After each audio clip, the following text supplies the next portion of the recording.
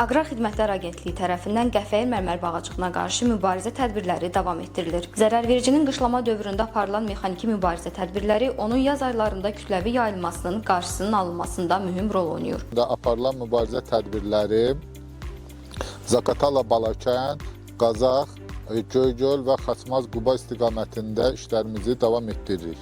2025-ci ildə 31 rayon 277 kənddə monitorinqlər aparılmış və bu 31 rayondan 12 rayonda sirayətlənmə müşahidə olunmuşdur. Mütəxəssisin sözlərinə görə bu aylarda zərərverici qışlama dövrünə keçdiyindən əsasən ambarlarda, saxlama yerlərində və qapalı məkanlarda gizlənir. Bu səbəbdən vətəndaşların da üzərinə məsuliyyət düşür. Biz bu böcəklər tərəfindən bu ilki təsərrüfatımıza çox ziyan vurdu. Fındıq bağlara, meyvə ağaclara çox ziyan vurdular.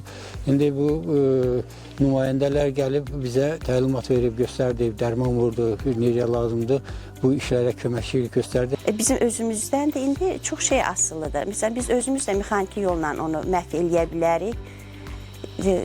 Qalaqlanmış paltarları, köhnə paltarlar karıfkalara yığıb onları cəlb eləyə bilərik soyuq ayda. Sakinlər öz təsərrüfatlarında mütəmadi monitorinqlər aparmalı, aşkar edilən zərərvericiləri süpürgə, tozsoran və ya digər vasitələrlə məhv etməlidir.